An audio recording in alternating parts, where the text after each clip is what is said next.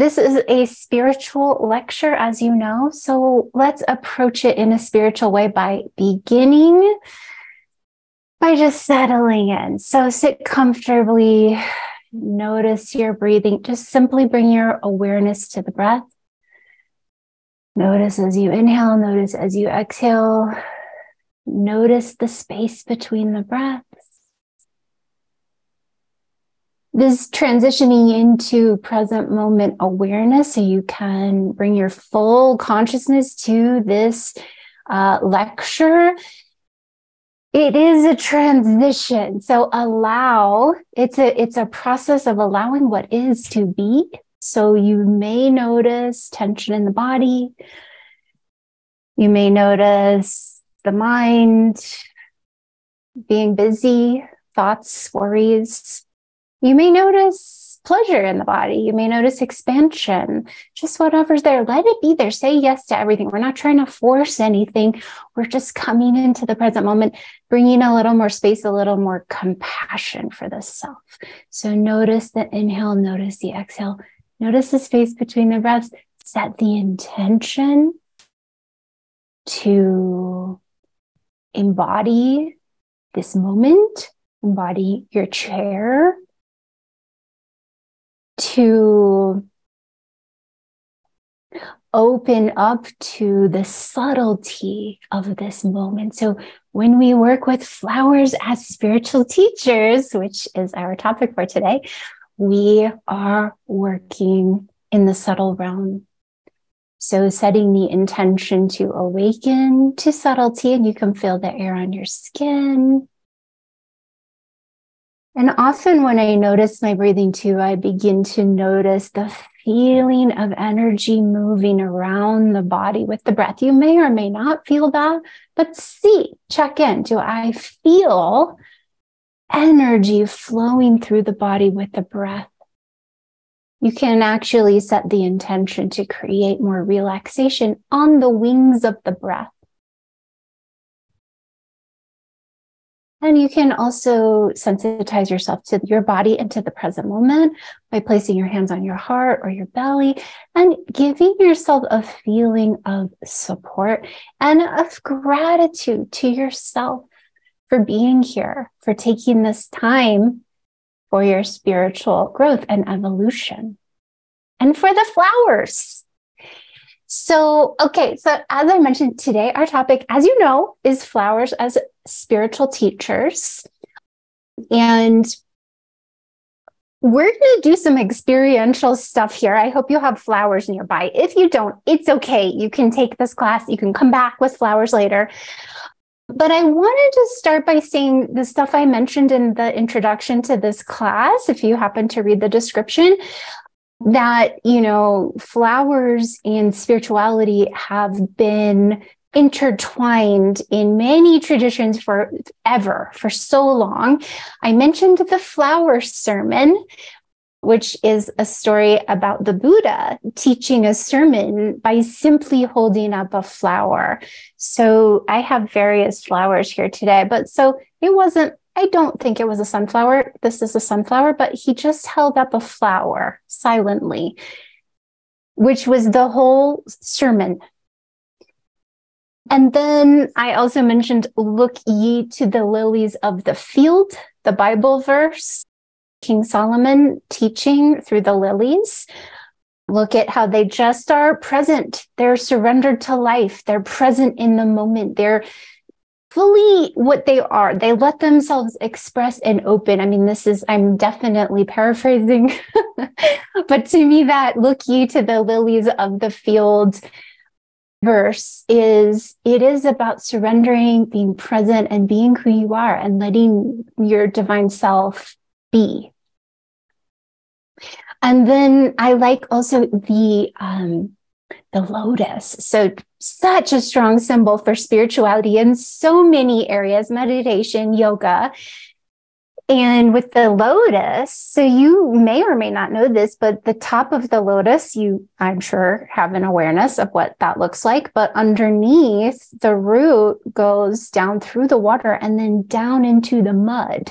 So this is the symbol for spiritual evolution. You can think of being rooted in the earth, but also it's also about transformation, transmutation of challenging situations into spiritual awakening.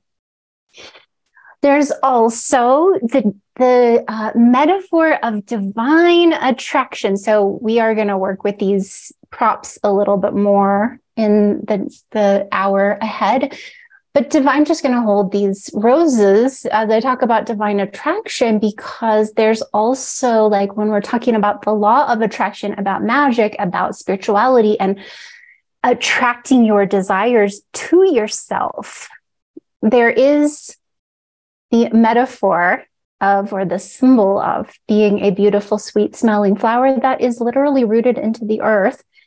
Doesn't walk around, it can't go knocking on doors or making phone calls, but it can just be its sweet, beautiful, colorful, fragrant self and attract bees and attract other pollinators and attract humans. Like, if you ever read The Botany of Desire by Michael Pollan, he talks about tulips using the evolutionary strategy of beauty to attract and bewitch humans and to cause humans to want to cultivate tulips. So that metaphor of that calm energy of emanating your sweetness, being surrendered to life in such a way that you open up the channel of divine magnetism. And then just a couple more little spiritual flower things before I move on to the next part of this class. Eckhart Tolle, in his book, A New Earth, at the beginning, he talks about the flowering of human consciousness. He talks about how for so long, there were no flowers. Plants did not evolve to have flowers for a very long time. Like ferns, for example, are pre-flower. They're more ancient than flowers. And then he talks about, then there were a few, and then one day there were a bunch. And he talked about it as being like a symbol and metaphor for the flowering of human consciousness. And as we open up more and more to our true identity as divine beings, as we open up to the present moment, to our interconnected consciousness, that it is as if we are evolving from a plant to a plant with a flower. And I do think of flowers as being like crown chakras of the plant, the emotional intelligence of a plant. And what I love is that it's visible. So I'm getting a little ahead of myself here, because I did also want to talk about Saint Teresa of Lisieux, the Catholic saint who is my favorite saint, who is known as the little flower.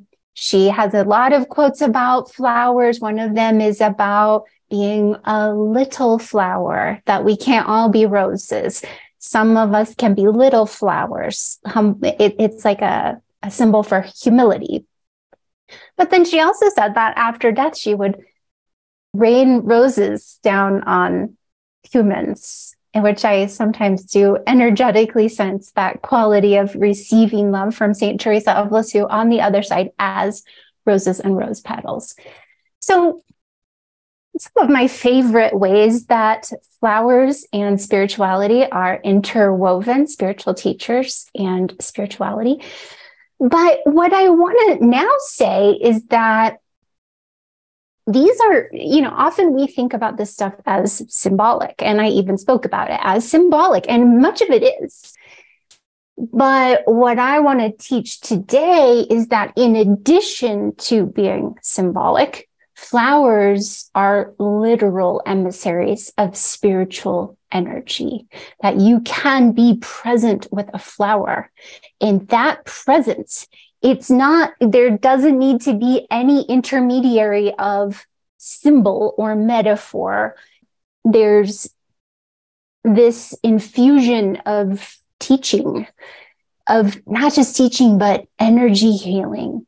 There's an opening to presence. And that, and like I said, with the crown chakra of the plant. So if you do know about chakras, the crown, or don't, if you don't, The crown chakra is at the top of the head. It's an energy. So the chakras are energy centers.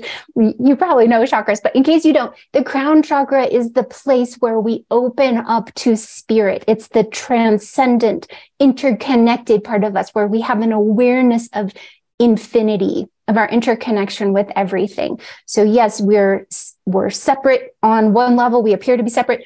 The crown chakra is where we connect with the truth of our oneness. And this, to me, is what flowers are. They are crown chakras of a plant. And what I was going to say earlier, when I felt like I was skipping ahead, was that they're visible, they're tangible, but they're also energy. More than anything else to me, a blossom is visible energy. It looks like a chakra. They're colorful. I mean, we're used to them. Okay. We see flowers a lot. We talk about them.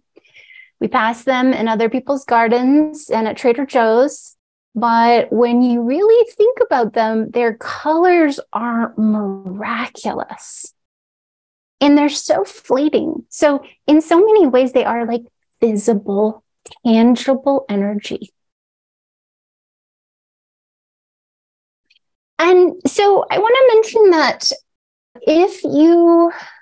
I have been working, right now I'm working on an oracle deck that uses angel imagery and different angel names. And I did just want to mention that there is a parallel with flowers to me, with angels and flowers. They impart, and we're going to practice this so you can feel this is going to be a skill you have. This is something that's accessible to everyone. It's just for whatever reason not something that we learn or are taught in our culture usually.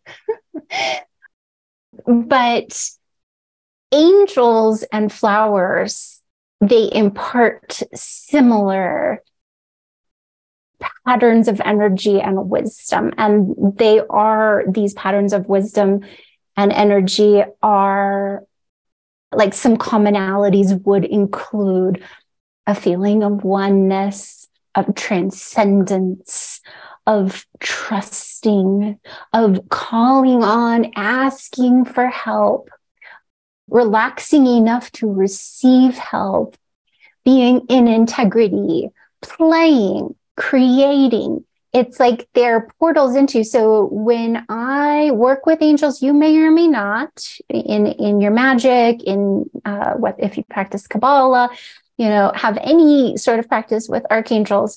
But when I work with them, I receive a certain quality of energy, and the point feels similar to working with flowers. In spiritual work in general, to me, it feels like if you have a reliable portal into transcendence. So, there's various ways we practice this ritual. Maybe we work with crystals. Maybe we spend time in nature. Maybe we meditate. Maybe we pray. I hope it's not just maybe, at least with the meditation and the nature. But, we find things. This is a spiritual path. We find the things, the practices that help us to transcend our limited human consciousness and connect with transcendent consciousness for healing, for peace, for mental and emotional healing, for wisdom, for guidance, for emotional healing, for creating vibrational shifts that are beneficial to us, that are desirable to us. So to me, this is one more way. Flower communication, flower magic, one more way to access that transcendent dimension.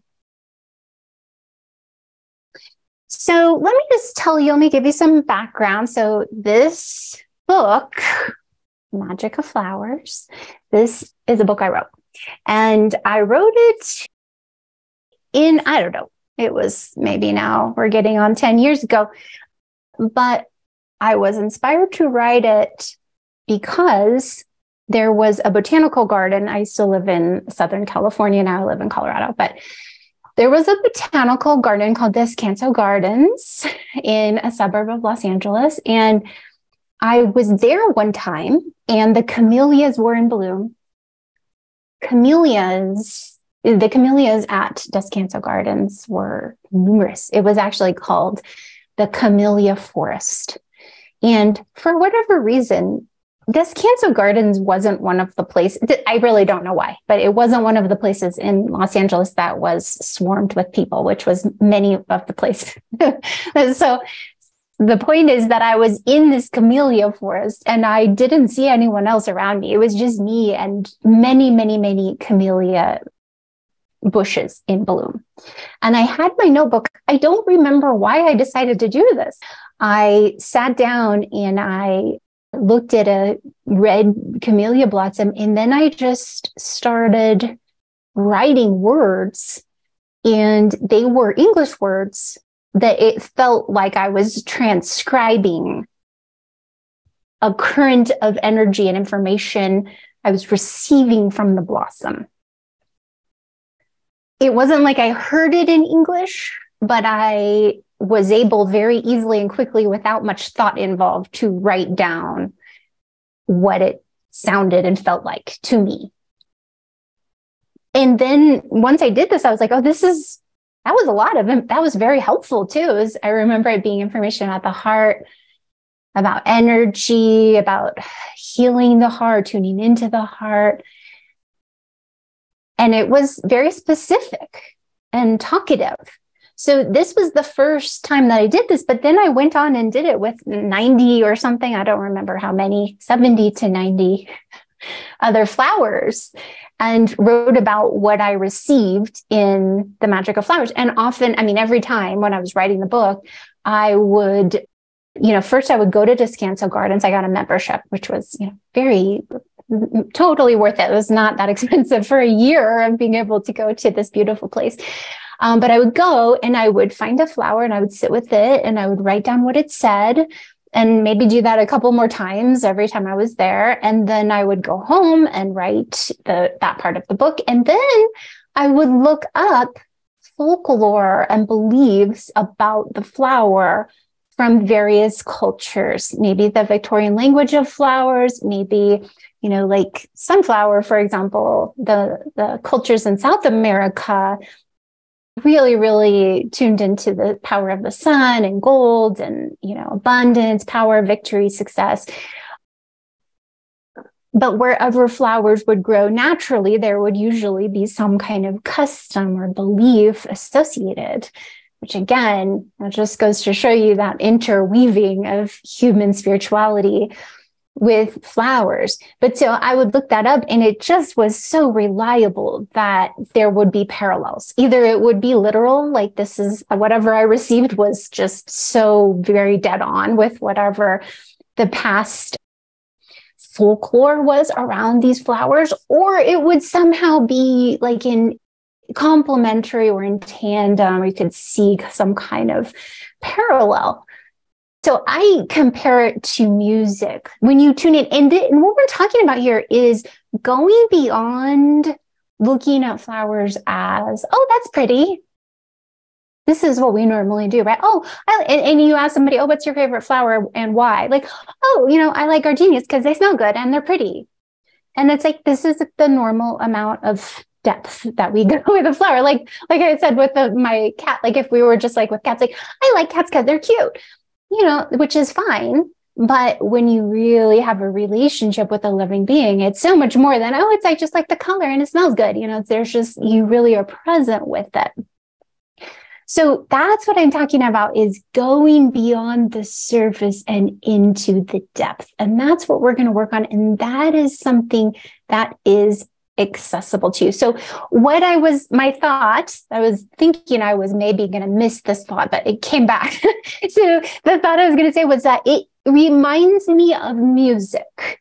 So when you listen to music and, maybe you're listening to music, let's say that is not in your native language. Maybe there's no lyrics or there are lyrics and you don't speak that language. You still get a certain energy, an emotional quality from the music. And it is international. It's not something that is based on human language. It's based on the language of music. and the emotion that is in that music. So it's similar, really similar to me, that tuning in deeply to the presence of a flower and listening to music. It's similar in what I just said, that it transcends human language.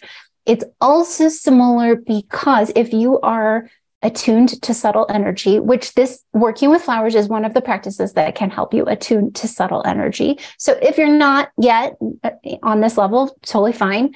You might get there. But if you are, then you might notice this too. And this is that the infusion of energy, when it's language, when it's, beyond language, when it's a healing of some kind, or when it translates into language, the direct infusion of energy from a blossom is, there's something geometrical about it. So if you think of a mandala, a sacred geometrical mandala, it's like, and this is true for me when I tune into angels too, like there's a restructuring, like a strong crystalline energetic structure that helps, it kind of like infuses your consciousness. So this would make no sense to you at all if you don't tune into energy. But if you do, this is why, because I'm trying to put words to something that we don't normally talk about. But this is how I receive. I mean, if I'm like, what is this form of energy or information? I would describe it as geometrical, like a mandala, or like a double helix, like some kind of structure of light and energy that conveys wisdom and information and healing. So another way to think of it would be like an energy healing, like if you've gotten Reiki before, for example, or craniosacral, or some kind of energy healing, energy work. Okay, so yeah, so I want to say too that I describing to you that camellia experience, I don't want to give you the impression that I invented the idea of flowers as spiritual teachers. If you have ever taken a flower essence, for example, so the flower essence people are most familiar with is called Rescue Remedy. It's a combination actually of 4 flower essences. But if you have ever gone to a health food store, like the whole body department at Whole Foods, or, the homeopathic area of any health food store, usually the health food store will have the Bach 38 remedies. There are many flower essences, different brands besides Bach. FES is the other popular one that you may see, and they're in little purple label bottles. But most health food stores have the Bach 38 flower essences. And what these are, and I'm sorry if you already know this, but these are this emotional, vibrational quality of energy, the emotional wisdom of a flower that is preserved in brandy and water. So if you take Rescue Remedy or any flower essence under your tongue or in water, like a couple drops, you're not really imbibing any physical part of the flower. It's the energetic essence. It's the energetic wisdom that you're taking into your body that helps transform your emotions. So this is that same. And so when Edward Bach discovered the 38 essences that are still to this day available in many health food stores, I imagine it to be, the way I have heard it described, to be a sort of a similar thing as my camellia story, where he was outside and he spent time with these flowers and he received emotional infusions of energy, and he wanted to heal people in an emotional way because he believed that would heal them in all ways. So this healing through the vibration of a flower is something that you can do with the flower itself. So if you just imbibe the vibration, you can heal from it, you can receive it. When you spend time with the flower, then it's, I don't know if I would say it's more effective. I would say it's more direct. And I would say that it's also more of an experience, right? So part of your spiritual path. You can, I think it's a good idea when you take a flower essence or a gem elixir, which is the same type of deal, to do it with intention, like let it be like a prayer, like a moment of interconnection with spirit. But with the flower, you see it before you. You're there with it presently. You're not just receiving the vibration, but you're receiving the vibration while you're with it. So it's a kind of a more three-dimensional, experiential sort of practice. We are in a time in history when our phones are, many of us, almost all of us have smartphones, and almost all of us feel the call to check those smartphones frequently. Whether it's to look at our social media to see if we have any text, to check our email like 100 times a day. And I do recommend changing this habit as much as you can. But also, I want to say that the practice of going deeply into a moment with the flower is medicine for that pace and that degree of depth, which is not very deep, right? So this is a sort of, and so this is maybe part of why, if you think of like, oh, that's pretty, I like that flower, because look at the color. That's your experience of a flower. It can feel at first like, am I really going to just sit here and just be quiet with this flower? Which is kind of similar to meditation, why it's hard for people to meditate, whether or not they're addicted to their phones. It's just the pace of like, it just seems like that's going to be boring and uncomfortable. But what I would argue is, it's medicine. It helps to balance out. And having these habits with our phones has been shown to correlate with increased anxiety and depression. So it's not innocuous. It is not a healthy habit for us. The longer we're on social media, the less happy we are. I mean, this is just proven.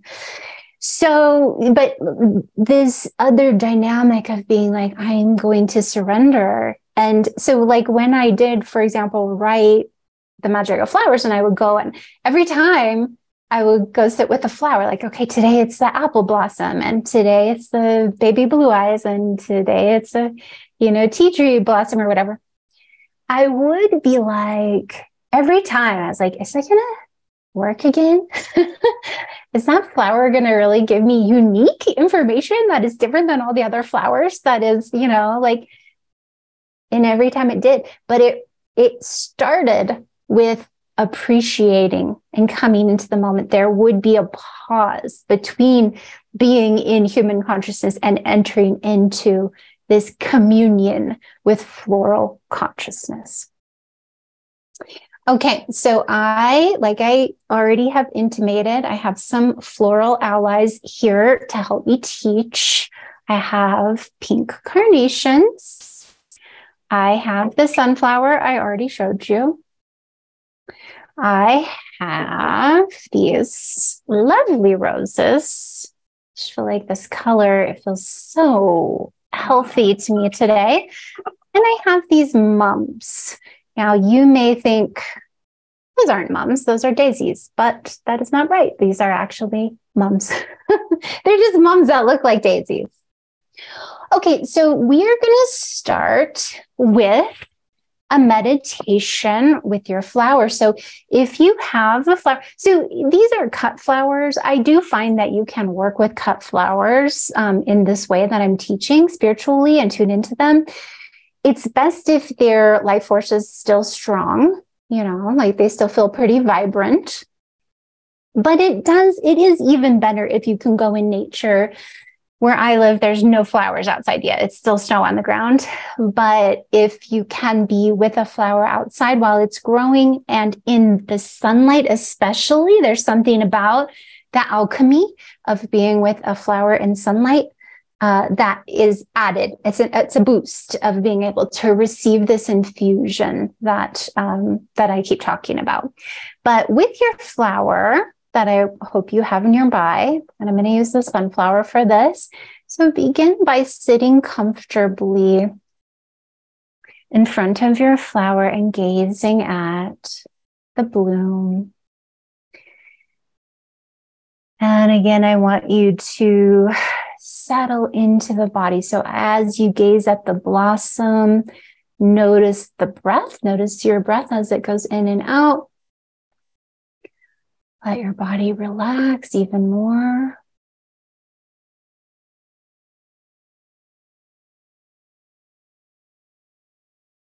And look at the color of your flower, or maybe the pure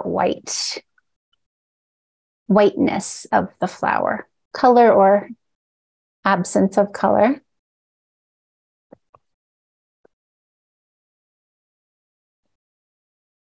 And maybe smell your flower. Maybe it has a scent, maybe it doesn't. And look at all of the detail. So for me with the sunflower, I'm seeing the amazing mandala pattern in the center of the sunflower. But look at the center, look at the petals, look at the stem. Get a feeling, a sensory feeling for the quality of the flower. Is it delicate? Is it strong? Does it feel lunar? Does it feel solar? It's not as much really about words though. Not like labeling it, but feeling it, feeling the quality of the flower.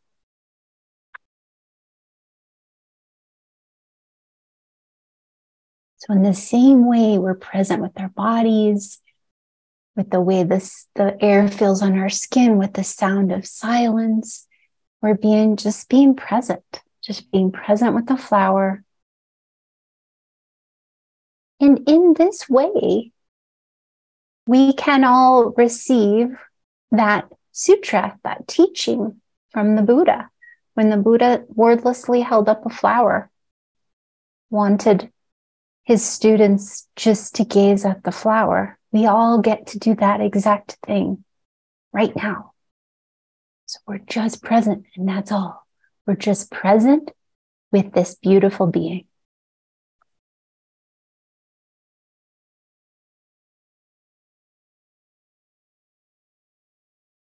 We're letting this presence of this mandala, this living energy, visible energy, we're letting it open us up, open our hearts, open our crowns, open up the part of us that transcends time, lack, and limitation.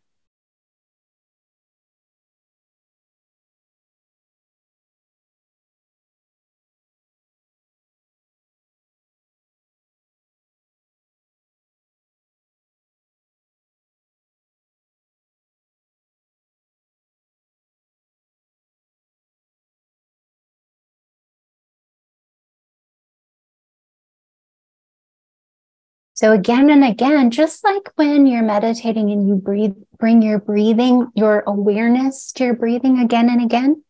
So this is a really classic type of meditation is you notice the mind wandering, gently, non-judgmentally, bring your awareness back to the breath.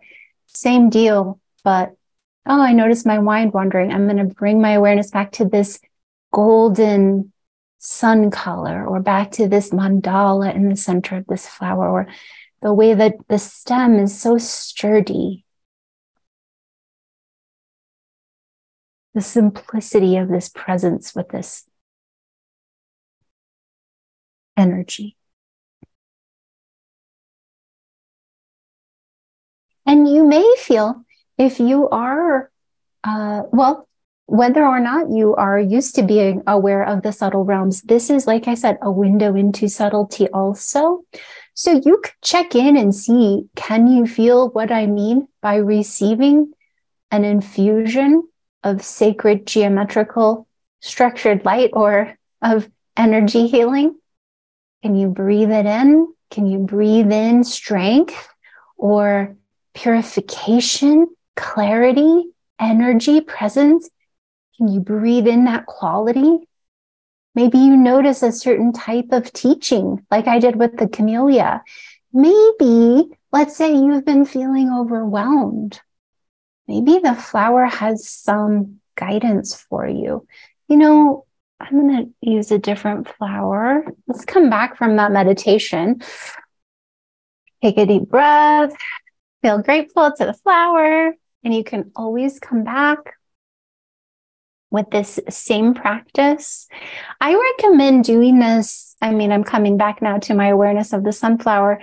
But, when you're walking in nature or you're walking down the street, the whole saying of stop and smell the roses or stop and smell the flower. Again, another kind of ubiquitous floral teaching that means be present.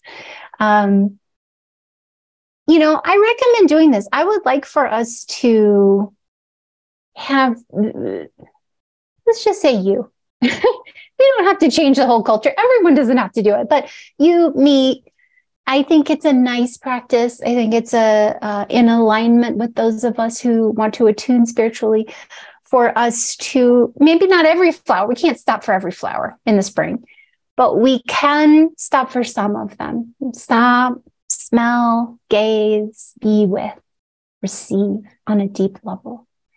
And when you take walks outside in nature too, let me just throw in there, hey, leave your phone at home, okay? Or at least turn it off and leave it off, because we need breaks in our culture from technology, especially those of us who are drawn to spirituality. Really important.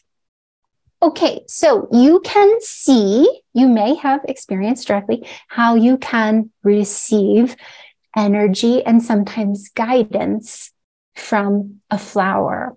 So let's specifically, I'm going to use carnations for this one, but now I want us to work with receiving guidance from a flower. So if you have a different flower, you could use the same flower, you could use a different flower, it doesn't matter.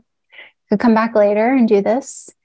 But yeah, so I'm going to use my pink carnations for this one. So I want you to once again begin by gazing at the flower, being present. Looking at the color, at the buds, the stems, kind of getting a sense of the coolness, all the sensory. This is a window in. It's just being with the sensory aspects at the beginning. You don't have to go right into the spiritual aspects. You can just admire. Kind of like when we meet a person, right? We start out, we can't know them immediately, but we can be like, oh, I like your sweater. That person looks interesting. I'm going to go see what's up with that person, Then you're present with them, you listen to them, you get what you get. And slowly you spiral into more depth and more receiving of non-linear energy from people and flowers. So we start with just appreciating. There's a certain, like for me with these carnations, there's a certain quality of green. The green is unique when I really pay attention. And the pink just feels very healing to me. And the gentle, these ones are kind of buds, so they still haven't opened all the way. So there's a certain quality to that. So being present, see if you can kind of sensitize yourself to the miracle of this fleeting, visible energy. See if you can notice genuine gratitude for being able to soak in this beauty in this moment. We don't have to own things in order to receive so much luxury. It's like, I did buy this flower, but you don't own it. Certainly flowers remind us that we don't own them because they're so fleeting. So just looking at it and then kind of see if you can feel that receiving of energy that goes beyond the mind, the eyes, the senses. It's like I start to feel like a rush of energy to the heart, to the belly, just this kind of transforming, kind of coming in. And then now what I want you to do is listen, feel, sense. You can kind of like, one window in might be if there's something specific you would like healing or guidance on. Maybe there's something you're going through that you either need healing on or guidance on. Maybe it's self-esteem, self-love. Maybe it's some relationship dynamic. If it's in the realm of the emotions or the spirit, which is kind of everything, right? If you're interested in spirituality, it's sort of all-encompassing. So you can kind of bring that to mind and see if the flower offers you any sort of, maybe a picture, maybe some words. You could do what I did with the camellias and write. Just see that often when you have a pen and a paper and you're like, I'm willing to be here. You're surprised. Like often I'll be like, okay, let me get the pen and the paper. And then it's like, oh, wow. Okay. Yeah, there's stuff here that wants to come out. So maybe you want to try that. Maybe you want to just see if you notice a certain sort of support that you're receiving. Like I said, pictures, words, feelings, maybe just a clear inner knowing.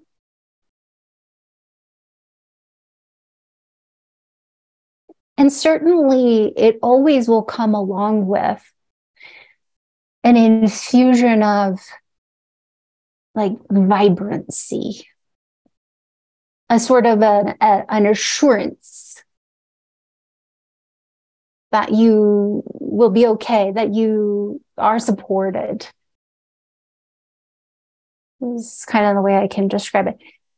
I, of course, am working with carnations, which have a energizing, sort of renewing quality, especially. So in my experience, you will start to notice your own experience with different flowers. But whatever flower you're working with, see, what is that flower? What is it helping you with? How is it offering you guidance? And you can also try, closing your eyes, see if closing your eyes helps you kind of receive in a different way. But it's similar to, like if you were to go, let's say your friend recommended a tarot reader to you. Like, oh, I know you need help with this thing. You should go to her. She's really great. She'll help you.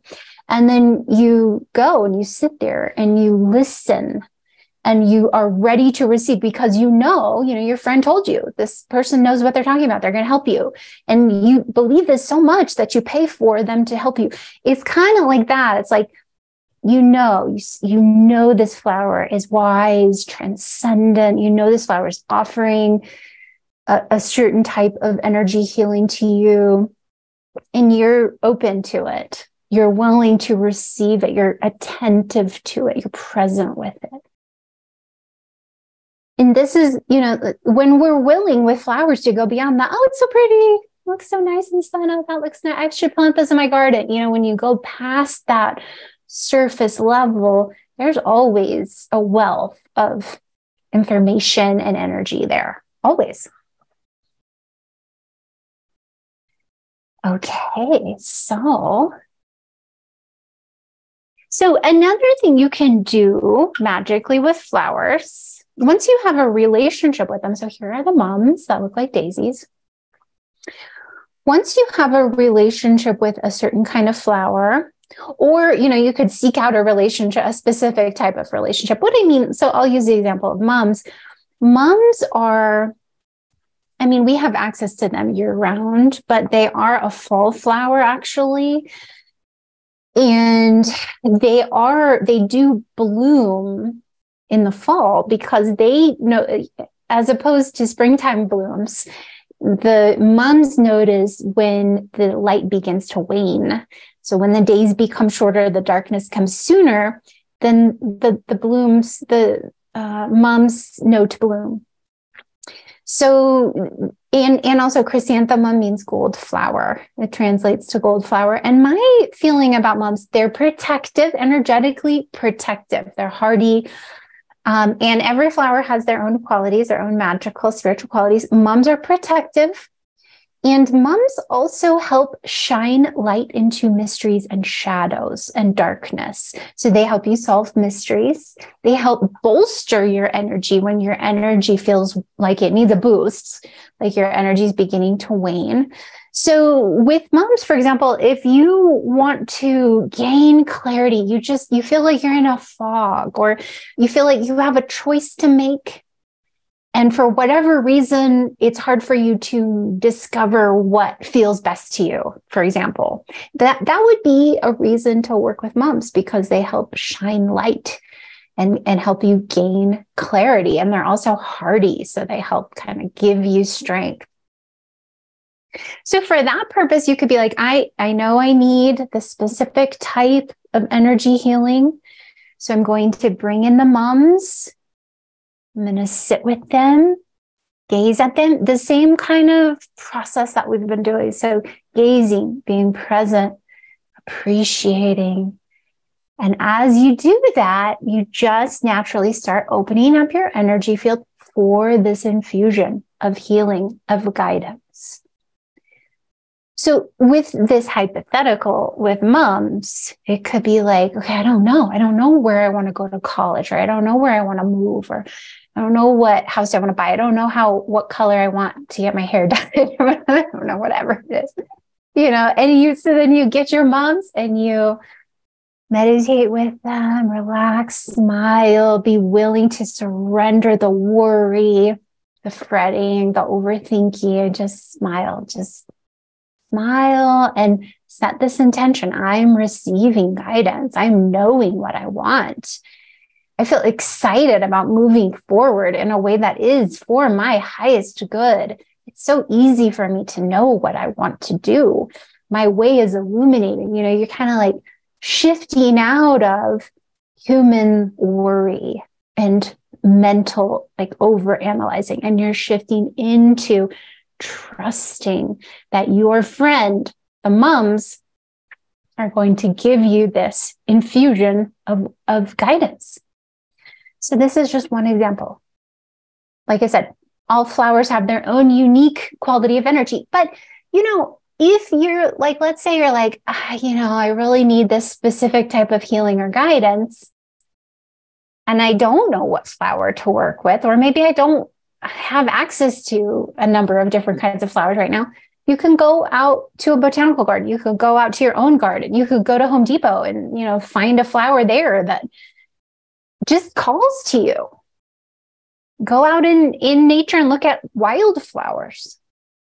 And then pick one. Which one is calling to you in nature? Look at it in the sunshine. Be with it. Gaze at it. Ask for its help. Receive its help. It doesn't have to be prescriptive. Is my point. It can be like your intuition can lead you through the whole thing. And you don't even need to know the name of the flower. You don't have to look it up in my book or Google it. It could just be your own direct present moment experience with a flower.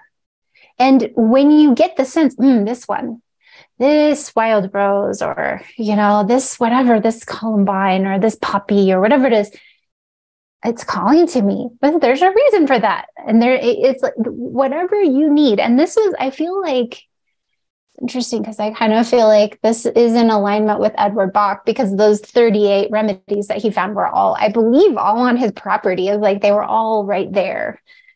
And I think this is an example of like, if that's your intention, if you have a relationship with the place you live and it's in bloom, the flower you need will be there for you. You don't have to, it doesn't have to be like, I have to find this, lilacs in October or something. It doesn't have to be like that.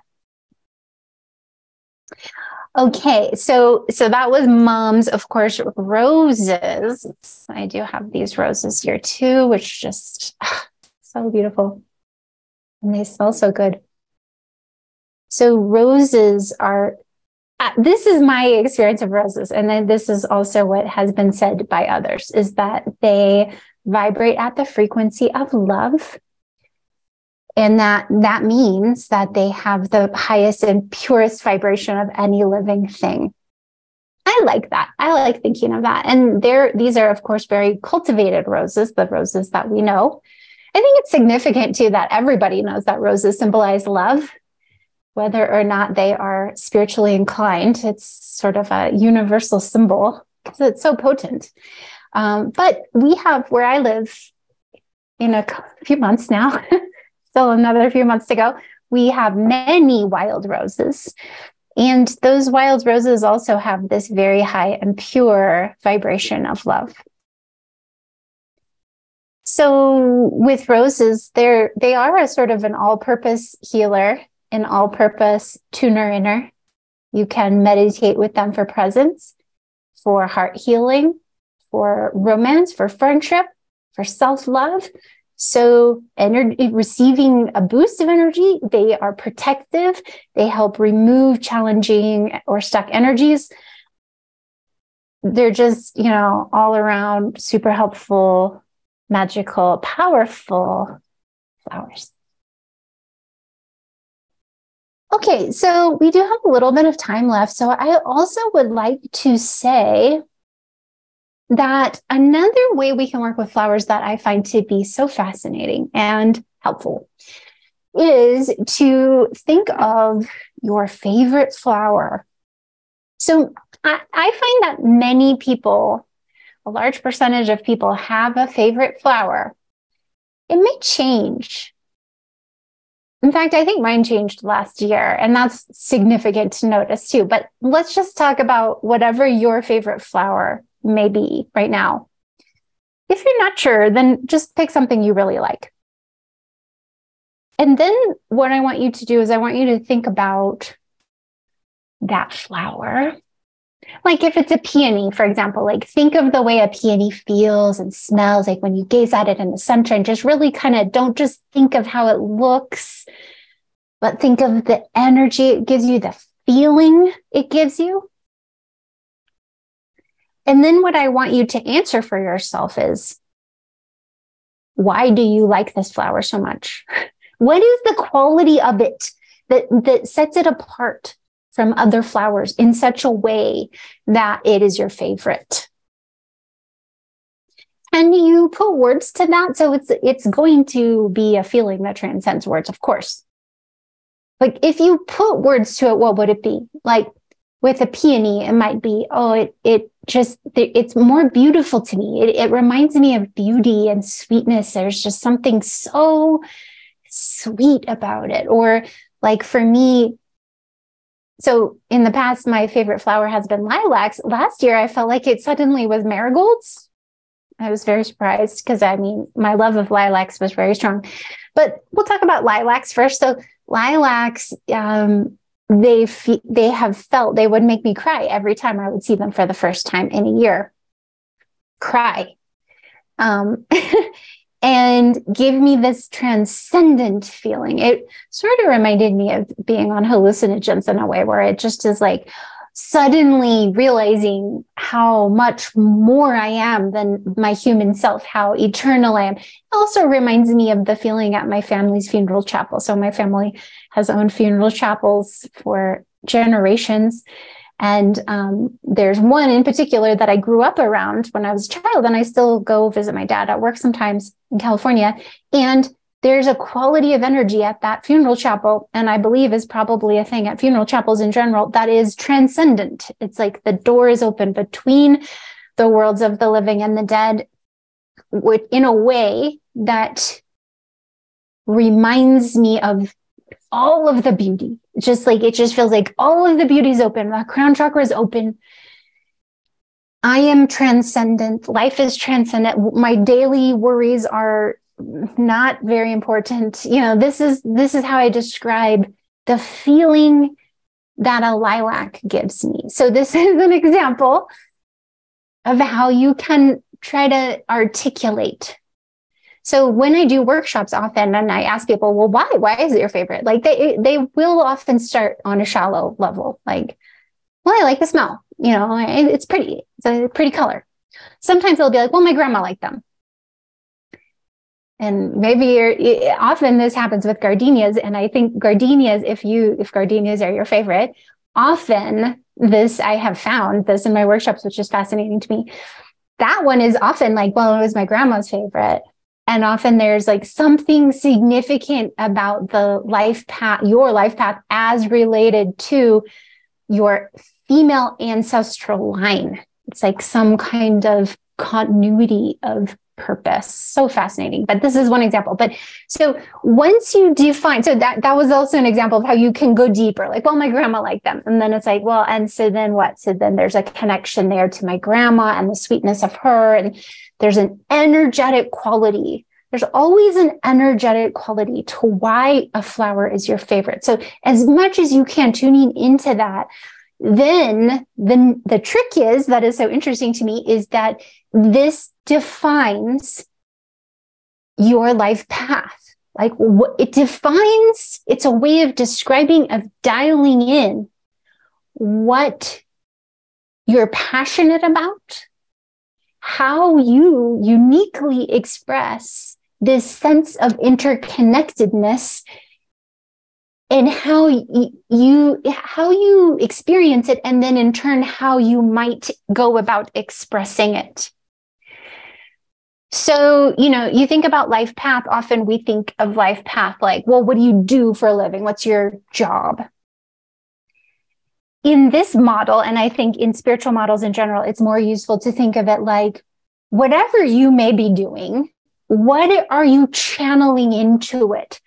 What kind of love are you channeling into the food you cook, or the books you write, or the healings you perform, or the taxes that you help people with? Like, what is this quality? So, of course, in many ways, it may define the expression of it. It's like, I love to talk about things that transcend language, that to use language to transcend language, to help point to the transcendent nature of everything, which is lilacs and the marigolds, but we won't get into that. But this is an example of like, yeah, there's certain expressions of career that are in alignment with that path. But no matter what I do, no matter whether I'm having a conversation, playing, traveling, doing my taxes, writing, I have this awareness of this current of energy that defines my life purpose and my life path. So this is another useful tool I wanted to share with you as far as working with flowers as portals into ways to connect with presence and transcendence, and ways to heal yourself and ways to receive guidance.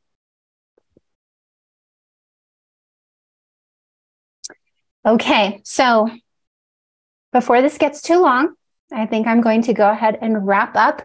So let's wrap up in a way where we consciously set the intention to metabolize this wisdom.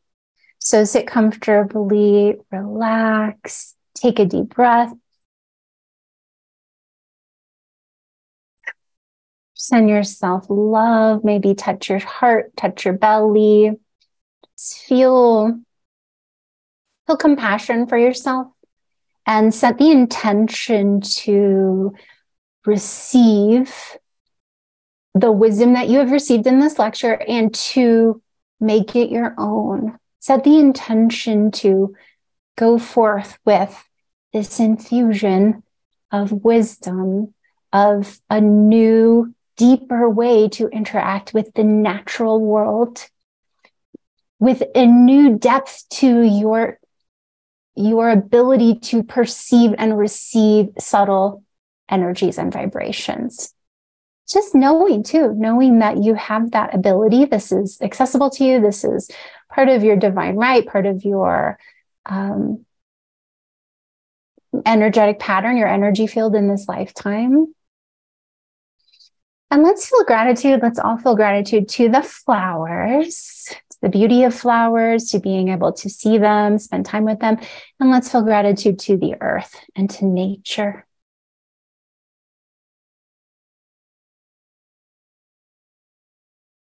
Thank you, thank you, thank you. Blessed be, and so it is. Okay, so thank you so much for joining me for this Flowers as Spiritual Teachers workshop. It's been a delight. Brightest blessings and blessed be.